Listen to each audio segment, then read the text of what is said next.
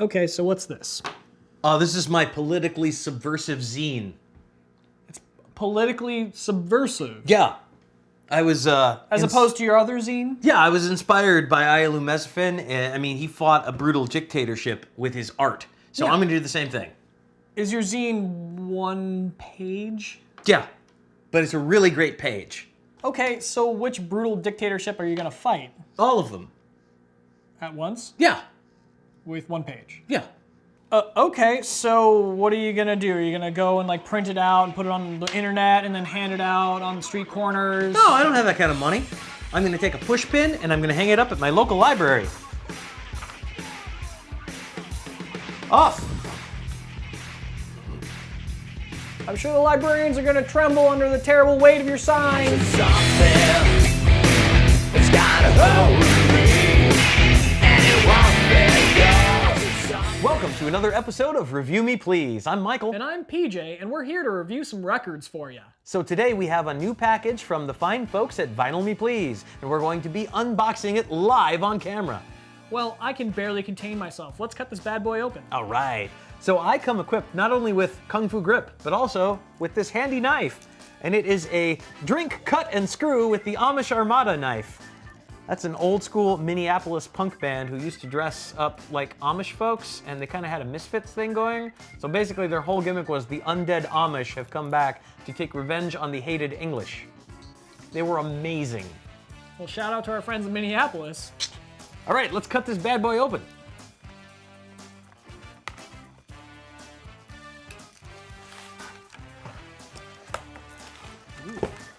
All right.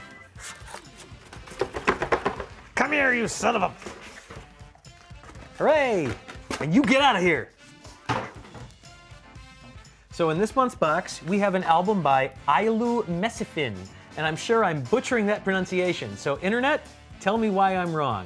I know you're gonna do it anyway, internet, so just get it out of the way. We know why we're here. It's true. I know very, very little about this other than what I've read in the Vinyl Me Please newsletter. Okay. And it's fascinating. So Ayalew Mesfin was apparently the godfather, like the main player in Ethiopian funk music. I didn't even know Ethiopian funk music was a thing. Apparently there was a scene, this was I believe back in the 70s. Okay. And Ayalew was like the king of funk music in Ethiopia. And apparently there was a dictatorship that came into power.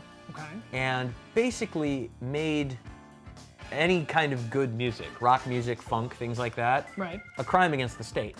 So this is kind of like the Footloose of funk albums. In a way. This guy apparently risked jail time, deportation, possibly a very quiet execution, who knows, to create his music and to continue to create music. In addition to the album, we have the usual Vinyl Me Please shenanigans. Okay. So they've, of course, written something down for us. The album is called Hasabe, My Worries, and this is the first compilation of single releases by oppressed and wholly original Ethio groove musician Ayalew Mesfin. So let's take a look in the actual album and see what we've got inside. Okay. Let's crack that plastiques. Ooh, fresh plastic. Make sure we get that for sound, because unboxing fans, yeah, opening that fresh plastic.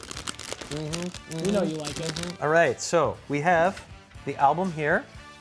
On the back, we've got a handsome photo of Mr. Mesfin himself, of the Black Lion Band is apparently his band. Nice. And I believe I read that this comes with some information on his whole situation. Okay. Cool. So first, let's take a look at the record itself. Okay. And I know that you have a thing for pretty records. I really do. They really make you do the thing that you do. Look at this. Ooh. Look at that. That's pretty gorgeous. Isn't that nice? It's got a little bit of texturing to it. Oh, what about the other side? Let's find out. It's the same, More of the but it's same. really pretty. Yeah, actually, you know what? Now that you mention it, that might be the prettiest bit of vinyl I've ever seen. This also comes with a book, which is, as I understand it, all about his experience. So we've got, wow, this is like huge feature-length article stuff. Let's take a look at this bad boy here. Look at that guy. What a handsome man. What a handsome man indeed. There's a whole thing here on the role of military bands in Ethiopian musical modernity, which I imagine was a big thing. If you're living life under a dictatorship, you're going to have military bands. And I bet, you know, which I'm sure the book will tell me more about, I bet a lot of musicians were coming out of those situations. And what's he got there? Seems to be holding that looks like a microphone. Yeah. You gotta have a mic to bring the funk. I mean, it's pretty hard to bring the funk without a mic. You ever try to bring a funk without a mic? No. It's a mess.